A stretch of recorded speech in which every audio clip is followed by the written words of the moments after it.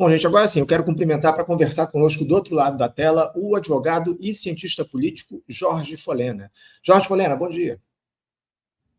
O áudio, está fechado o microfone.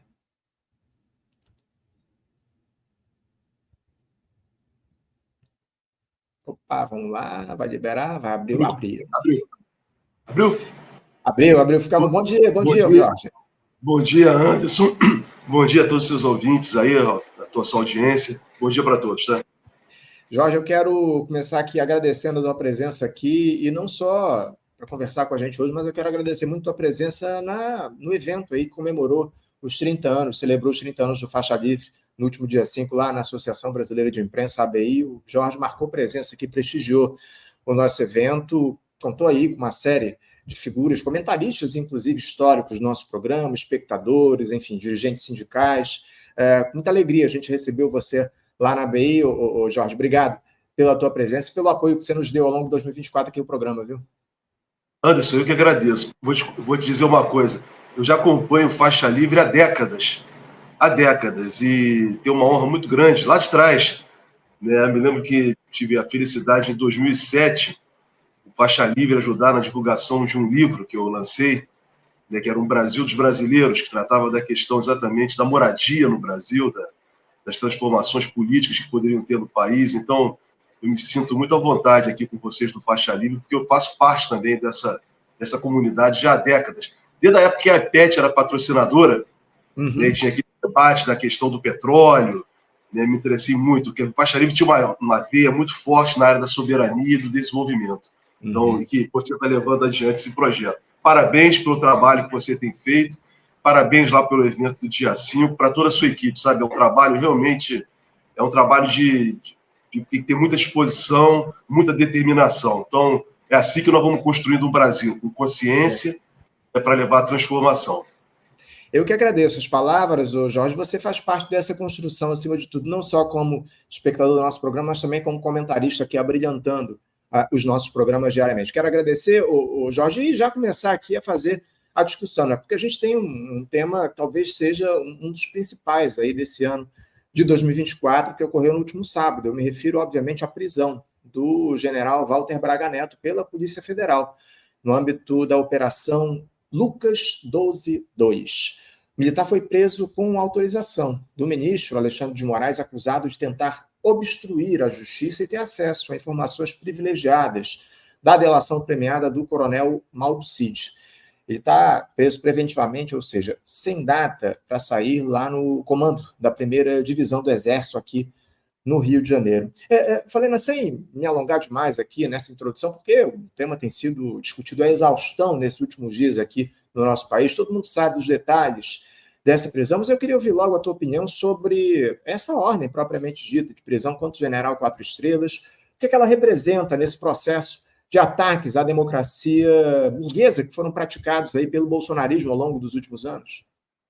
Anderson, olha, primeiro você já esclareceu, a prisão de Braga Neto não é uma prisão definitiva, ele não está cumprindo pena, não há uma condenação de Braga Neto, é uma prisão preventiva, uma prisão processual, né, porque as investigações continuam, apesar de já ter um relatório com relação aos atos golpistas, né, de tudo que representou o governo anterior, que foi culminar no 8 de janeiro de 2023, já há um inquérito com indiciamento, o Braga Neto é um dos indiciados.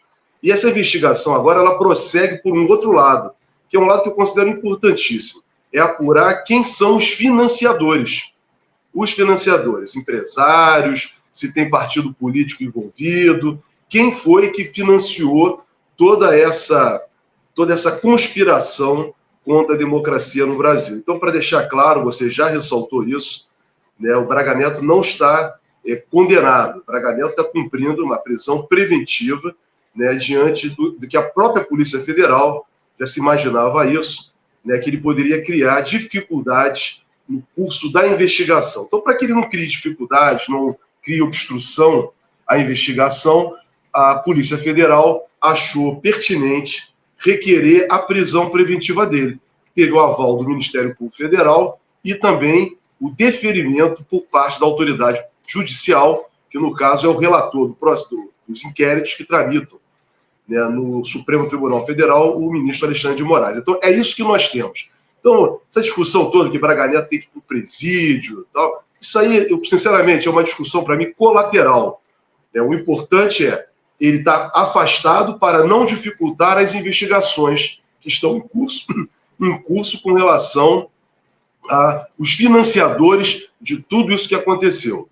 Por outro lado, Anderson, mesmo sendo uma prisão preventiva, como ocorreu na CPMI do 8 de janeiro, termos generais com um viés autoritário, generais que exaltavam durante o governo de Bolsonaro o que foi a última ditadura no Brasil, de 1964 a 1985, e todos os horrores que essa ditadura causou ao Brasil, à democracia, tudo de ruim que trouxe para o Brasil, ter essas pessoas sendo chamadas pelo poder público brasileiro a prestar contas tem um simbolismo muito grande. Braga Neto, Heleno, Bolsonaro, principalmente Bolsonaro, esse outro general que também está preso, todos eles são de uma linha chamada linha dura. A linha dura, o que tinha de pior na última ditadura. Aquele Bolsonaro defendia a tortura. Defendia e defende. Defendia e defende a tortura. Desaparecimentos, a ponta da areia que ele falava ameaçado o tempo inteiro. Então, quer dizer, essas pessoas são pessoas da linha dura. O pior tipo que teve na última ditadura. Então, ter essas pessoas hoje sendo chamadas pelo poder público brasileiro, como aconteceu na CPMI, todos tiveram que ir lá. Veja que o Heleno, quando foi à CPMI, ele foi de uma forma debochada.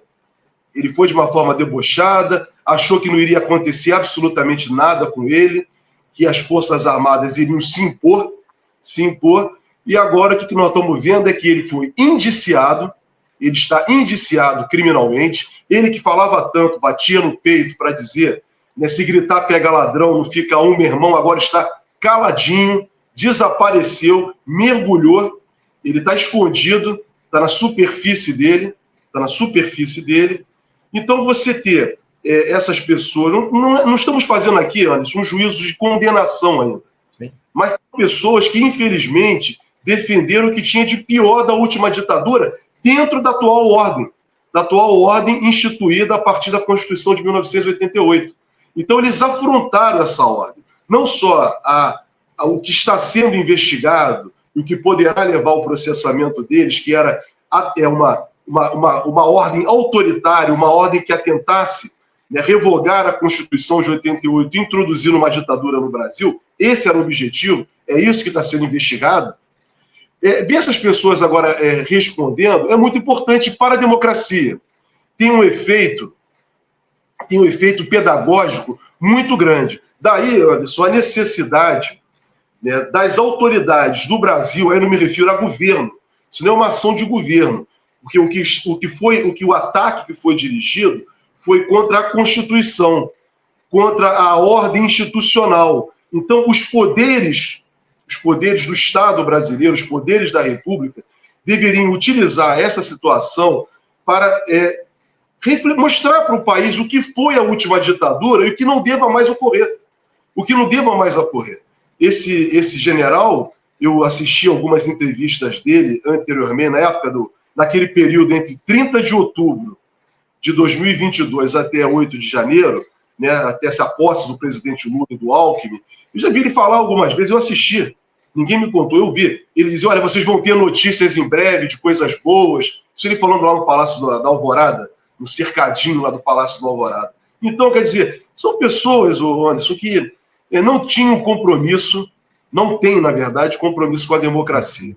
Então, o ponto mais importante dessa situação, independentemente do julgamento que ocorrerá no futuro, tem que ser assegurado a eles a presunção de inocência, o devido processo legal e o contraditório, apesar deles não defenderem isso, eles não defendem a presunção de inocência, não defendem o contraditório, não defendem a ampla defesa, não defendem.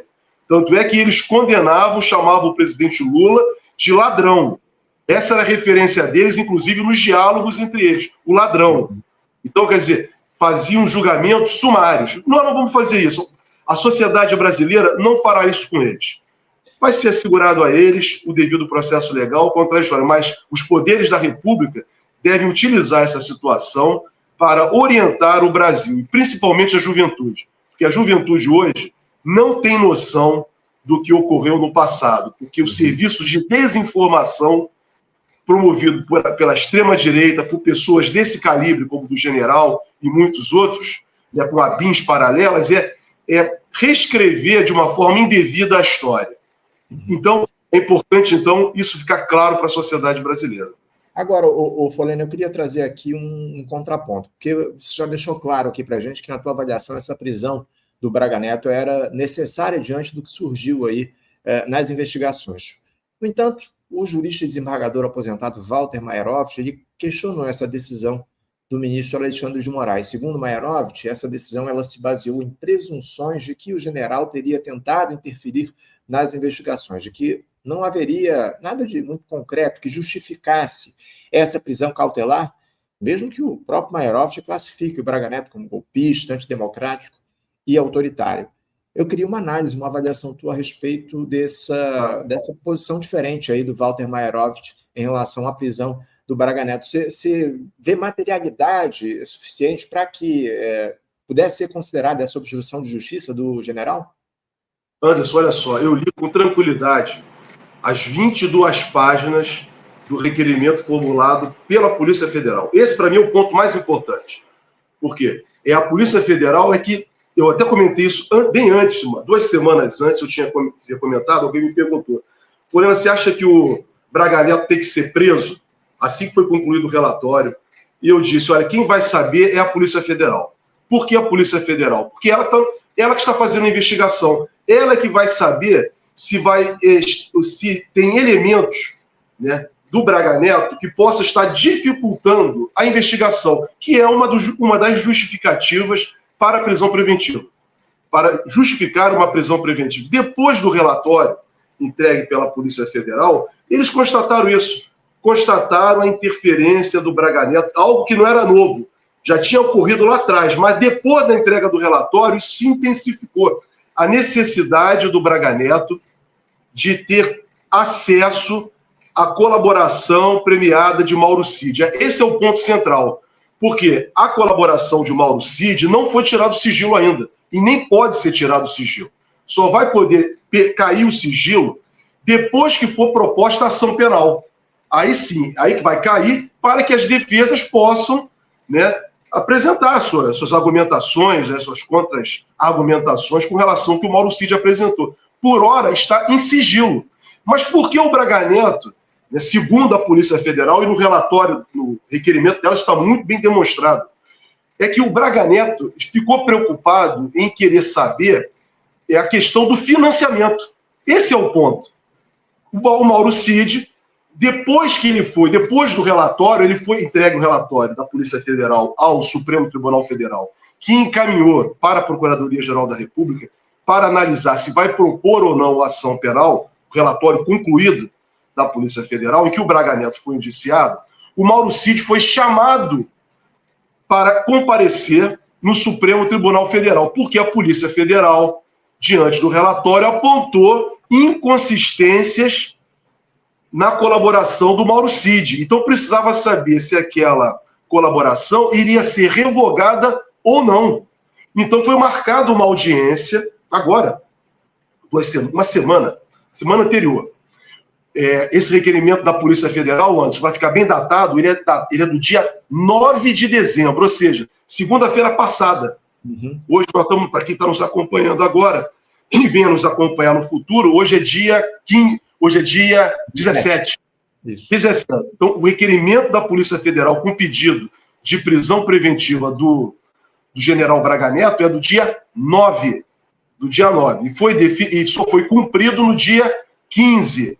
Houve deferimento nesse meio caminho, e só foi cumprido no sábado, dia 14. Dia 14, fica claro para as pessoas. Mas antes do dia 9, o Mauro Cid foi chamado para uma audiência no Supremo Tribunal Federal, diante do que a Polícia Federal apontou de uma possível inconsistência. E o Mauro Cid ele esclareceu o que não ficou claro na manifestação dele, segundo o Mauro Cid. E ele disse, está na decisão e está no requerimento da Polícia Federal, que o Braga Neto teria entregue o dinheiro para pagar os kits preto com sacola de vinho. E aí o Braga Neto se preocupou, essa é a questão que levou a Polícia Federal. Porque a grande preocupação, Anderson, é saber quem é o patrocinador, ou quem são os patrocinadores.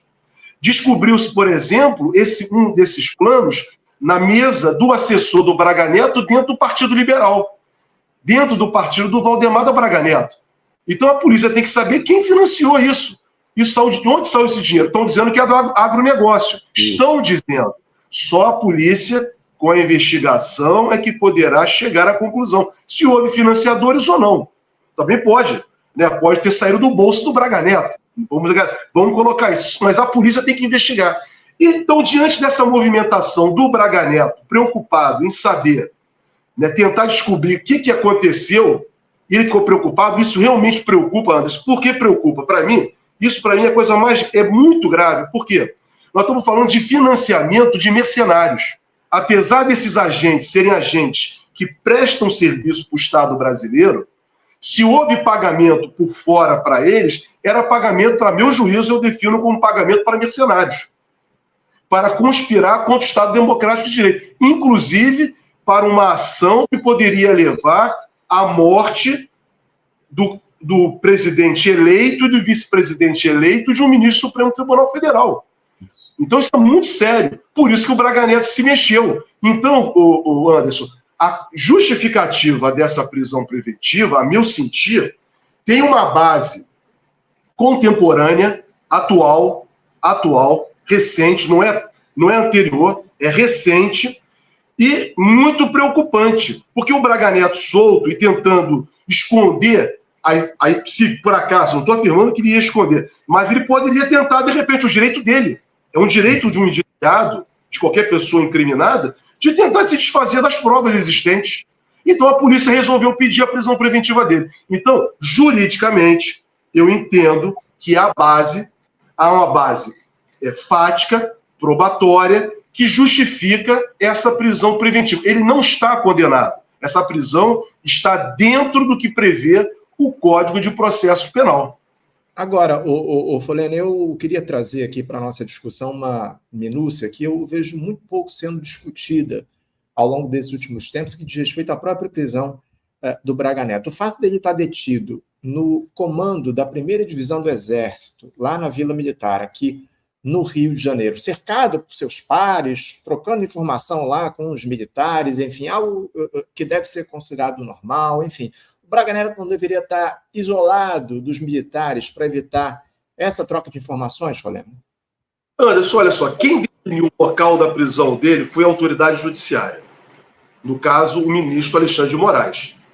E definiu que ele deveria ficar recolhido num quartel, uma instalação militar, porque ele acha que já era suficiente para não atrapalhar o curso da investigação. Então, eu tenho que levar em consideração também, não é passar pano para ninguém. Nós estamos diante de um general de 4 estrelas, é uma autoridade, de fato é uma autoridade constituída, que poderá, se vier a ser condenado, a perder o posto dele e todas as condecorações que ele tem, se ele vier a ser condenado. Mas, por hora, ele é uma autoridade ainda, reconhecida pela sociedade brasileira, pelo Estado brasileiro.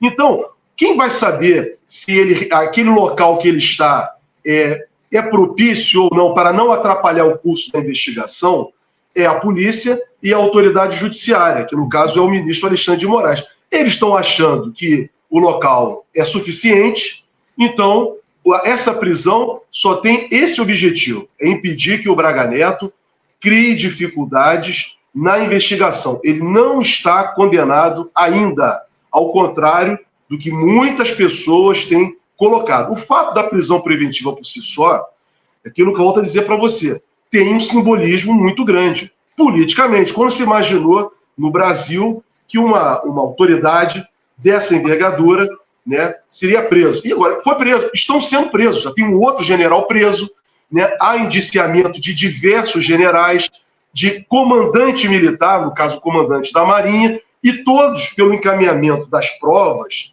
né, se vier a ocorrer a ação penal, e assim esperamos, diante das provas existentes, e ao final serem condenados, todos irão cumprir a pena, como todos os brasileiros têm que cumprir, todos, inclusive o ex-presidente da República. Agora, Folena, parece que eu conversei, inclusive, ontem aqui no programa com o professor Manuel Domingos Neto, e ele falou que não há dúvidas de que o Braga Neto vai ser expulso das Forças Armadas diante disso que está colocado. Eu te pergunto isso também a respeito do local onde o Braga Neto está preso, porque há um entendimento, inclusive, na alta cúpula das Forças Armadas, de que o Braga Neto deixou de atuar como militar e passou a atuar como político nesse episódio envolvendo o golpismo. Numa situação como essa, não seria mais prudente, entre aspas, que o general estivesse preso num local afastado dos militares para evitar essa troca de informações? Eu queria insistir nessa questão por conta da atuação política que o Braga Neto teve diante desse episódio todo. Ele não atuou como militar ali, ele atuou como político, né? Antes, ele é militar. Ele carrega essa patente pela vida toda. Toda a vida ele vai levar a patente dele de general. Então, ele é militar. E outra coisa, essa discussão que está se travando, inclusive por parte do setor militar, representado pelo ministro da Defesa, o Múcio, de que o CNPJ, o CPF não pode ser confundido com o CNPJ, também, a meu juízo, não procede. Os militares estão envolvidos nessa trama, desde o início. O governo do Bolsonaro foi o governo dos militares. Milhares de militares ocuparam cargos públicos. A eleição do Bolsonaro, né, se deviam, em grande medida, à ação dos militares. Tanto é que o Bolsonaro, quando foi eleito, agradeceu ao ex-comandante do Exército, general Vilas Boas, a sua eleição. Ele disse isso com muita clareza para todo o Brasil. Se eu sou eleito, agradeço ao senhor general. Então, a meu juízo, não dá para separar os militares dessa trama golpista. Agora, se os militares que são os carcereiros, vamos colocar assim, essa é a realidade. Os carcereiros, nesse momento, do Braga Neto, são os militares. Se eles não estão se dizendo que não são capazes de serem os carcereiros do general Braga Neto, que o comando do Exército, o Ministério da Defesa, faça um ofício ao ministro Alexandre de Moraes, com clareza, dizendo que eles não têm capacidade de assegurar aquela prisão. Então vamos colocar com clareza as coisas, porque fica um jogo de empurra. De um lado, ficam os civis suspeitando dos militares, e os militares, do outro lado, querendo se desvencilhar da trama golpista. Essa é a realidade. Então, se os militares se acham incapacitados de serem os carcereiros da prisão, né, provisória, preventiva do general Braga Neto, que eles digam à autoridade judiciária. E a autoridade judiciária vai tomar a medida que for adequada. Mas eles têm que dizer isso, oficialmente. Oficialmente. Então, para acabar com isso, porque, volto a dizer, o Anderson, você pode ter, eu tenho tranquilidade com relação a isso. A Polícia Federal, ela tem o curso dessas investigações. Eles já delinearam toda essa investigação, desde antes da eleição de 2018 até mesmo posteriormente ao 8 de janeiro de 2023. Eu diria até a venda das joias, que foi fato posterior nos Estados Unidos. Eles têm tudo delineado. Só vai ampliando diante do que vai chegando. Então, mas eles já têm o delineamento. Então, a Polícia Federal, até agora, não tem fugido da responsabilidade deles com relação a esse caso. E também não tenho visto por parte do Poder Judiciário, representado pelo ministro Alexandre de Moraes até aqui, nenhuma vacilação. Nenhuma vacilação. Nenhuma. Eles estão fazendo o que tem que fazer. O que falta agora é o Procurador-Geral da República, esse sim, que nós temos cobrado há muito tempo, as providências que tem que tomar. Então, com relação à prisão preventiva, que foi pedida pela Polícia Federal, não foi pelo Ministério Público, foi pela Polícia Federal, e deferida pelo Poder Judiciário, eu acho que eles sabem, né, do que está acontecendo. Se eles acham que ali é um local apropriado, deixa ele lá, com os militares. Vamos ver o que vai acontecer. Vamos ver o que vai acontecer. Se o Braga Neto continuar nessa insistência de obstruir a justiça, vai só agravar a situação dele e dos militares envolvidos. Folena, para a gente fechar aqui o nosso papo, eu estou de olho aqui no relógio, eu queria aproveitar, você citou o ministro do Supremo, Alexandre de Moraes, uma análise feita pelo plenário da Suprema Corte. O Alexandre de Moraes ele foi mantido à frente dos inquéritos envolvendo aí os ataques golpistas que estabeleceram no país, praticados pelo bolsonarismo por 9-1. Essa foi a votação plenária do Supremo. Apenas o ministro André Mendonça, que foi indicado pelo Jair Bolsonaro à corte, divergiu do entendimento majoritário. O Mendonça alega que o Alexandre de Moraes, por ter sido alvo dos ataques com um plano arquitetado para matá-lo, não poderia participar ou não poderia liderar esse processo. Como é que você avalia essa decisão quase que unânime da corte, principalmente esse voto contrário do André Mendonça ao entendimento dos magistrados? Vamos começar pelo Mendonça. Primeiro que não foi o Alexandre de Moraes que foi atacado, apenas. Foi o tribunal e todos os seus ministros. Por isso as investigações correm no Supremo Tribunal Federal. Esse assunto já não é novo, Anderson. O próprio colunista da Folha de São Paulo, que você citou ainda agora aí, que tem opinião diferente da minha, nós debatemos aqui contigo no Faixa Livre, com relação àquele caso da Folha de São Paulo, que questionou se estava sendo praticado abuso de poder. Eu quero lembrar o seguinte, não é o caso de abuso ou não de poder, não está em discussão isso. Por quê? Quando houve a abertura do inquérito por parte da presidência do ministro Toffoli por ataques desferidos, né, pelo gabinete do ódio, pelo ex-presidente da República contra o Supremo Tribunal Federal, foi aberto um inquérito no Supremo Tribunal Federal pelo ministro Toffoli com base no regimento interno do tribunal, que diz que quando o tribunal ou seus membros são atacados em questão criminal, o inquérito vai tramitar no tribunal. Houve um questionamento por parte da Procuradora-Geral da República, Raquel Dodge, à época, questionando se essa portaria e se o regimento interno do tribunal eram ou não constitucionais. O tribunal julgou, se debruçou sobre o tema e definiu: é constitucional o regimento interno, por conseguinte, a portaria, por conseguinte, também a relatoria que foi entregue ao ministro Alexandre de Moraes para conduzir todos os inquéritos. Ele está prevendo. Prevenção é quando o juiz toma conhecimento primeiro de um fato e tudo que tem conexão, correlação com o fato, vai encaminhado tudo para aquele juiz. Então, o juiz está prevendo, o Alexandre de Moraes está prevendo, é assim que nós chamamos no mundo jurídico. Então, para mim não é nenhuma surpresa, tá, manter-se o Alexandre de Moraes à frente, porque, volto a dizer, o ataque não foi desferido apenas contra o Alexandre de Moraes. O que está em investigação não é apenas o que o Alexandre de Moraes foi vítima ou não, foi o Supremo Tribunal Federal. O gabinete do ódio foi a origem de tudo isso. Por isso que eu falei que as investigações retroagiram à eleição de 2018, por causa de todo o ódio que ocorreu naquela eleição, todo o financiamento que ocorreu. E prosseguiu no dia 1º de janeiro de 2019, com a posse de Bolsonaro, prosseguiu todo esse sistema de ódio no Brasil. Então, é daí que nasce todos esses inquéritos, que foram só se avolumando, e chega com a tentativa de golpe de Estado e abolição do Estado Democrático de Direito no Brasil. Então, está tudo correlacionado, é uma coisa só. Então, descobrir agora que o Alexandre de Moraes era alvo de ser assassinado, como o presidente Lula e o vice Alckmin, está tudo correlacionado. Então, você não tem como...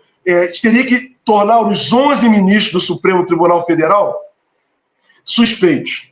Porque foi todo o tribunal só tem 11 juízes. O julgamento vai ser feito um julgamento, né, dentro da lei, né, porque a competência é do Supremo, isso já foi definido. Infelizmente, gostando ou não, na época, só para concluir, antes, vou dizer o seguinte: na época que esse inquérito foi aberto pelo ministro Toffoli, eu, particularmente, Jorge Folena, tinha um entendimento que esse dispositivo era inconstitucional.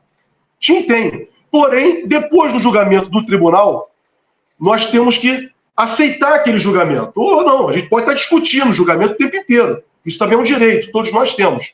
Mas já há uma jurisprudência sobre o tema, definida no Brasil. É isso.